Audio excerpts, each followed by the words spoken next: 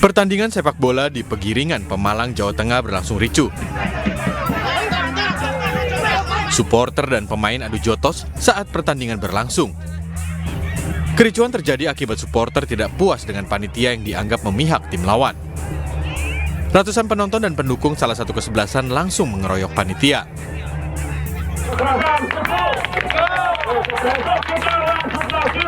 Keributan berhasil diredam setelah Kepala Desa Sumur Kidang dan Kepala Desa Tundagan bersama aparat keamanan turun tangan. Tawuran menyebabkan sejumlah orang terluka. Usai pertandingan, pemain kedua kesebelasan dikawal ketat oleh aparat.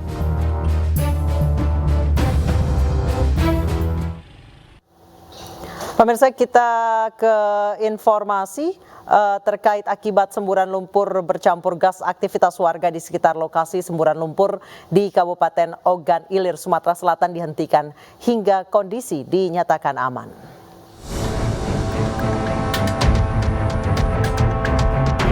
Pasca semburan lumpur yang terjadi pada Sabtu malam di Kecamatan Indralaya, Kabupaten Ogan Ilir, aktivitas warga dan kegiatan belajar mengajar di sekitar lokasi terpaksa dihentikan.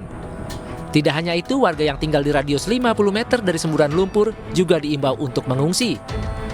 Meski semburan lumpur dinyatakan tidak berbahaya, namun kandungan gas mampu memicu percikan api. Kalau kemarin berdasarkan hasil pengamatan dari tim Pertamina EP Prabu Muli itu, tidak ada ini gas yang berbahaya di sini. Cuman itu gas itu bisa menimbulkan percikan api, maka masyarakat di sini radius sekitar 50 meter dari lokasi dilarang menyalakan api, berkegiatan yang menghidupkan api, misal masak ataupun juga menyalakan listrik, elektronik di sekitar ini. Sebelumnya semburan lumpur bercampur gas yang diakibatkan galian sumur bor sedalam 150 meter ini sempat menghebohkan warga sekitar saat terjadi pada Sabtu malam dan baru berhenti pada Minggu pagi.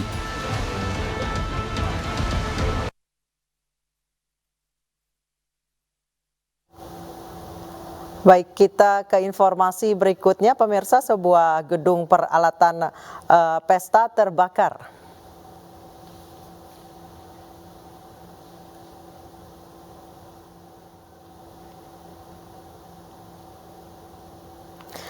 Pemirsa, kami mohon maaf karena ada kesalahan teknis terkait kebakaran yang terjadi di gudang peralatan pesta. Kita ke informasi berikutnya. Ketua DPP PD Perjuangan Puan Maharani menggelar ziarah bareng dengan Ketua Umum Partai Kebangkitan Bangsa Muhaimin Iskandar ke makam Taufik Kemas di Taman Makam Pahlawan Kalibata, Jakarta. Banyak makna dari pertemuan dua ketua partai politik ini, terutama jelang Pilpres 2024.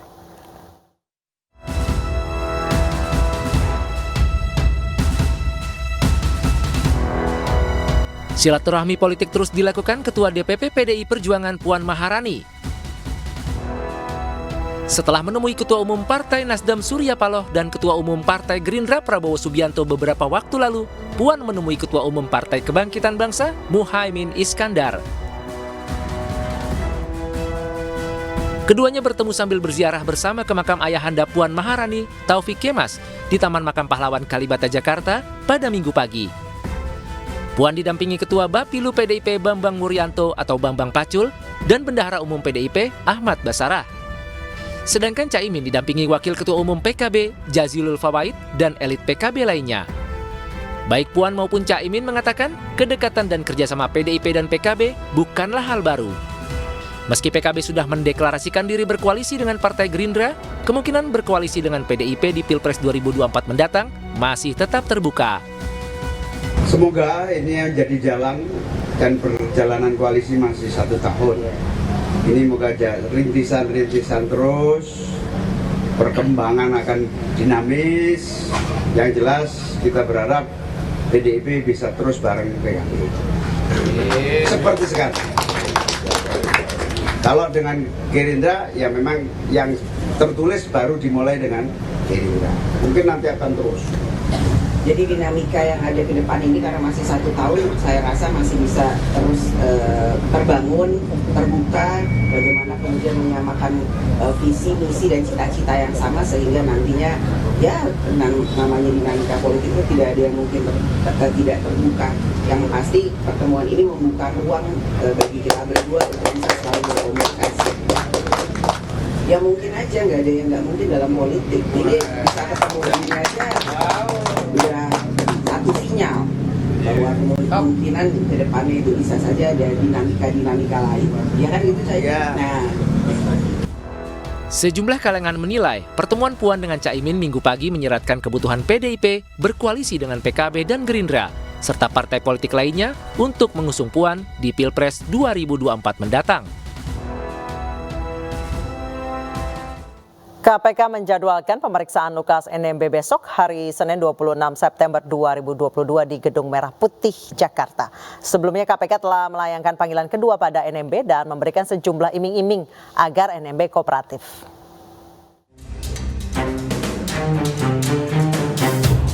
Komisi Pemberantasan Korupsi telah melayangkan panggilan kedua untuk Lukas NMB terkait perkara gratifikasi 1 miliar rupiah. Rencananya, NMB sebagai tersangka akan diperiksa besok, hari Senin 26 September 2022 di Gedung Merah Putih KPK Jakarta. KPK memberikan sejumlah iming-iming untuk NMB agar menghadiri pemeriksaan KPK di Jakarta. Di antaranya, jaminan memperoleh hak pengobatan dan penghentian kasus jika NMB bisa membuktikan dirinya tidak bersalah. KPK memiliki tim medis yang dapat memberikan pengobatan pada Lukas NMB jika dirinya kooperatif dan memenuhi panggilan KPK. Pemanggilan sebagai tersangka ini akan dilakukan pemeriksaan pada hari Senin, tanggal 26 September 2022 di Gedung Merah Putih KPK Jakarta. Dan tentu kami berharap tersangka dan penasihat hukumnya dapat hadir memenuhi panggilan tersebut, karena disitulah kesempatan tersangka dan penasihat hukumnya untuk menyampaikan apa yang ia ketahuinya terkait dengan perkara ini. Kami pastikan seluruh proses penyidikan ini telah memenuhi prosedur hukum, termasuk tentu kami perhatikan hak-hak dari tersangka. Sementara itu, kuasa hukum Lukas NMB meminta izin Presiden Joko Widodo agar Lukas NMB bisa menjalani pengobatan di luar negeri. Tim dokter dan kuasa hukumnya juga telah datang ke kantor KPK untuk menjelaskan kondisi terkini kesehatan Lukas NMB. Pihaknya mengklaim kondisi kesehatan Lukas NMB menurun setelah mengalami stroke. Kondisi yang memprihatinkan kondisi kesehatan Pak Gubernur, saya atas nama tim hukum Gubernur meminta agar Presiden Jokowi memberikan izin beliau berobat ke luar negeri dalam rangka menyelamatkan nyawa dan jiwa Bapak Gubernur. Kami tim hukum memandang bahwa kalau langkah-langkah ini tidak diambil oleh negara, bisa membuat suasana di tanah Papua yang tidak harmonis.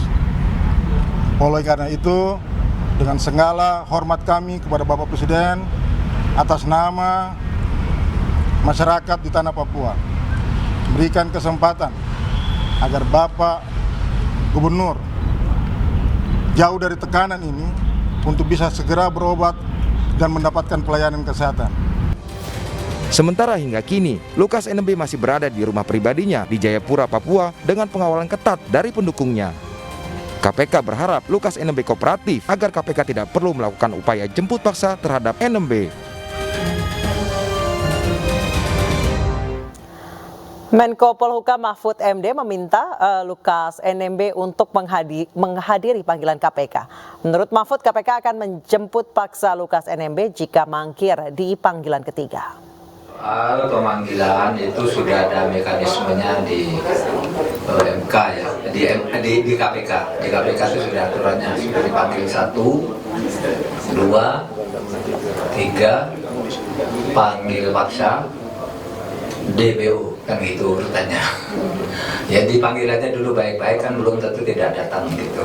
Seumpama datang, itu apakah perlu dibantarkan ke rumah sakit atau tidak dan sebagainya, nanti KPK udah punya mekanisme sendiri, bukan bagian saya. Pemirsa, pagi ini Puan Maharani bertemu dengan Ketua Umum PKB Mohaimin Iskandar. Mereka ziarah makam bersama dan juga makan nasi pecel bersama. Sebenarnya apa komunikasi antar dua tokoh politik ini yang dua-duanya sama-sama akan menjadi capres di 2024? Kita akan bahas secara komprehensif dengan para narasumber usai jeda berikut.